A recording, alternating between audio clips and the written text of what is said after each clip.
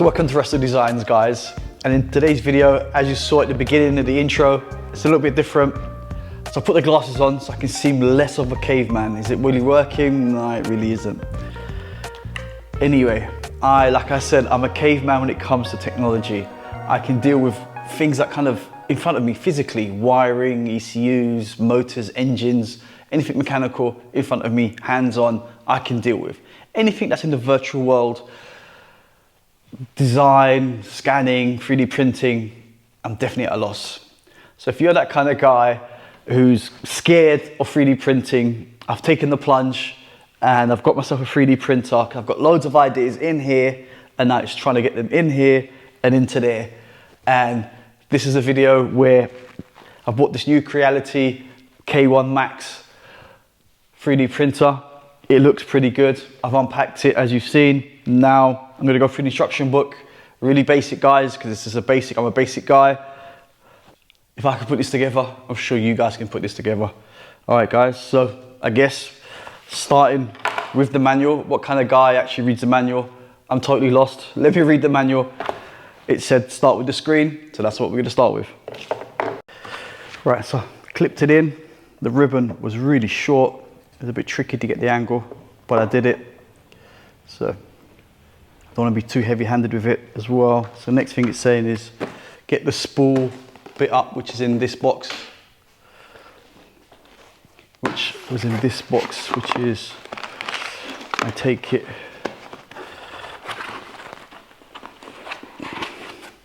this bit here, and that goes round the back. So I take it, that goes into there. It's got two notches, which I'm assuming is just, okay, so that's on. Well, so far, pretty easy. Now it's saying to actually power it up and also put the filament in. So it's saying with the filament, insert the filament into the deepest part of the Teflon tube until you cannot be moved anymore. Okay, there's also a little diagram up here of how it should be done. So the spool shouldn't be going clockwise, it should be going anti-clockwise. Okay, pretty easy. All right, I'm gonna put this there. But I also assume, it doesn't say in the instructions, but I would assume I don't want to put that as it is. I don't know if you guys can see that all bent into there. I think I'm gonna snip it off and then put the smooth end straight. Okay, machine startup in progress. Okay, it doesn't say that, it just says select a language. Okay, guess let it do what it's doing. Okay, so select a language. Okay, so press next then. Okay, remove the three screws A, B and C according to the location on the arrow. That must be inside the casing, I'm assuming. I've obviously not fitted that right then because the door doesn't actually open. Okay, so there you go, guys. Make sure you push it all the way down and don't break it. Okay, there's one of them out. Now this one's loose, but you've actually got no way of actually getting it out. So luckily, yes, this is mainly a motoring channel. I don't actually have a magnet here. And I got it out. I don't know how you get that out without a magnet. Then last one, which is in this corner here. Also the screws, I've put them in the box because I'm assuming that is actually to lock the bed in, I'm guessing. So if I need to transport it without damaging it, I guess I can put those screws back in. So I'm not gonna throw them away just in case.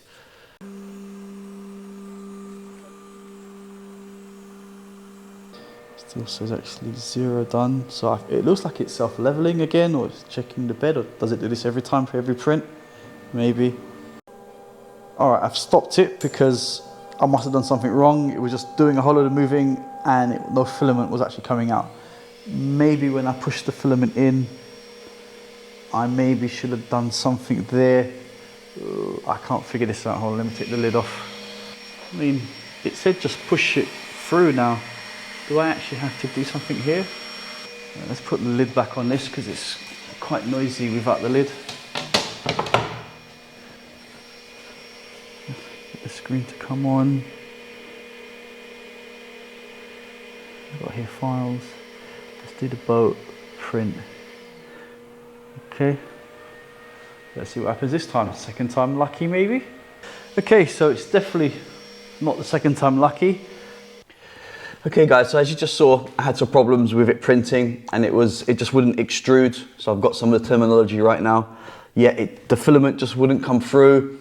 I've tried so many different variants. I've kind of tried why it wasn't coming through. I changed some of the nylon. It was pinched here at the back, this nylon tubing that it kind of runs through. There's also a sensor here. Let me just show you, which is this filament sensor. And in the end, I've just had to bypass it because it just seems like the filament goes through this very awkward little hole here. It goes at kind of an angle and it just doesn't seem to work. The only way I've got it to work is actually stuck a bit of filament in there to fool the sensor, and I've just run it this way around because it going through there just isn't working. I mean, I'm kind of half tempted of actually modifying that and making that larger because I can put the glass on top because it's quite noisy, and also I don't want dust to kind of, and also it's the whole point of having a sealed unit. Yeah, this is not great. I'm still kind of debating what I'm going to do with this. I might have to actually, like I said, drill this larger or something to put a bigger tube in it, or I don't know, it's not great. See, and I did get a 3D scanner, and that's going to be a whole nother video for a whole nother time. There's the memory card. So let me show you guys. So this is when I've kind of, some of the problems that I had. So for some of you guys that actually do watch the channel on a regular basis, or some of the videos you've seen, I've actually just fitted a set of Koni Sports to my Mark II Golf project, and I didn't have an adjustable key for it. So I looked up online and I found a file, was it an STL file? And yep, and I tried to print it a few times, and as you can see, it didn't make it. It got that far. Messing around, actually got it to work perfectly. So actually, let's go try this on the car. There you go, nice snug fit. And there you go, I can adjust it now as I want, which is cool, which I didn't have. I'd have to do it with the pliers or something, and I've actually got a key. I can put this in the glove box, and that's sorted. So I've actually made something practical for cars, which I've made my own Koni adjustable key for the front shocks. This is for a Mark VI Golf, which is for a friend. Basically, it's a cup holder. This is all this stuff I've actually downloaded from files online, which is pretty cool. Brake and fuel pipe clips, which are going to come in well handy for the project that I'm just doing behind the camera here, which is BMW E30 Turbo. So yep, works pretty well. This is a gear from Mark II Golf, the heater box gear. That was another Koni adjustable thingy, but the file was just totally wrong. The key size was way too big and it just quite flimsy. Whereas this one that I found online seems to work really, really well. Also, this is for radiuses, so I can work out the radius of stuff when I'm potentially going to start maybe making my own files, or trying to. And you're probably wondering what this is. This isn't to pee in. This is actually for my 2-litre 16 valve Mark II Golf project. And this is the original air take restrictor that sits inside the airbox of the airbox that I have, which is of, say, Ibiza. And as you can see, it goes from like a 60 mil down to about a 40 something mil, or 43 mil, I think it is, or something like that, or 41 mil even. Instead of it actually being the other way around, this being 60 something, and you know, the velocity stack being 60 or 70, 70 mil at least at this side, it isn't, it shrinks down. So it's a bit of a restrictor for noise. Now that I've tested this print, I can see it's too thin. So I've had this modified, but also we're gonna actually make it all one size with a nice velocity stack at the end. And that's actually gonna be tested in a future video on the rolling road, potentially, hopefully. So this is the car in question, and this is actually the airbox I was talking to you guys about. As you can see, I've had a few tests, messed around with it. I'm gonna give you guys loads of info on what this actually entails here, what I've had to do with this 16 valve airbox and what works best for me. But anyway, so in the end, this is a bit of a dummies how-to with a 3D printer, especially with this Creality K1, that I've had a few issues with the extruder and it running, and I'm looking online to see if somebody's printed up. This is the beauty of a 3D printer. You can actually print up solutions for the problem that you have with your 3D printer. So I've seen a few people have kind of made side holders and stuff like that for the spools. Let me see what I can find, which is going to work. So it's going to be trial and error so far. at the moment I've just done that basic conversion or modification, or whatever you want to call it, shortcut, and it seems to be working fine at the moment. So that's what it is. This is just with PLA. I've actually got the other stuff which is actually stronger, so I'm practicing just with this at the moment. Now, projects for the future. Well, as you see, I'm going to be making an improved air filter restrictor or de-restrictor for those Ibiza airboxes. So it is going to be quite limiting for the customers or for the people that are going to want that. They're few and far between, these 16 valve Ibiza airboxes. But for people that do have them and they want to de-restrict it and hopefully get a bit more kind of power, mid-range, top end, only marginally, I can't see this being a massive improvement. But yeah, you're not going to lose horsepower. Yep, I'm going to be making up some of those. Also, I may even be making up, hopefully at some point next year, maybe even the whole top half of an airbox. So I could supply the airbox with the larger volume for these Ibiza airboxes, and then you just get a standard bottom half of the box. You can source that yourself, and I'll be printing off the top half of the boxes so that you can have then, the best air filter box that you can for your Mark II 16 valve, or even if you have a, say, Ibiza 16 valve, you can have that. Also going to be doing pollen filter holders for my UK and basically all my right-hand drive viewers in South Africa and in the rest of the world actually uses the other side, because there isn't actually an air filter housing for that side. So I'm going to have left-hand drive as well as right-hand drive pollen filter units, kind of the holder, and you just put the pollen filter in. So those are just 2 items that I've got planned.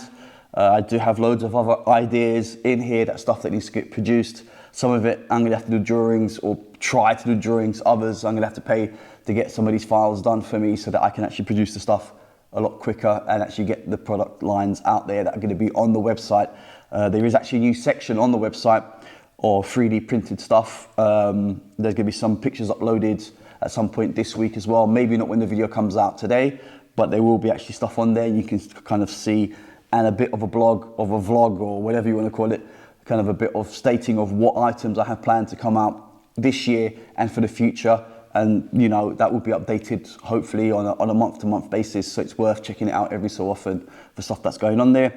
I did promise that there'd be more stuff actually going on the kind of technical side of kind of gathering information. I haven't done that. I've been so busy with this and other projects. I will be jumping on that before the end of the year. There will be kind of quite a large uploads of technical stuff to kind of just grab it all into one place. You can just guys go to one place and go in separate websites or pages to kind of get information about wiring or this or that or the other. Just kind of just accumulate it from those websites.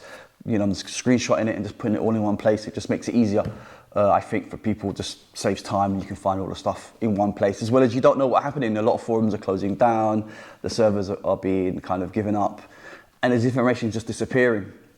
So yeah, at least I can come and maybe kind of put it in the storage in a vault for the time being. It's all in one place. All right, guys, thanks for watching. Please subscribe, please like the video. It helps the algorithm. You've heard this millions of times before. It doesn't cost you anything to like the video, and I would appreciate it massively. All right, guys, thanks for watching. Be safe and see you in the next video.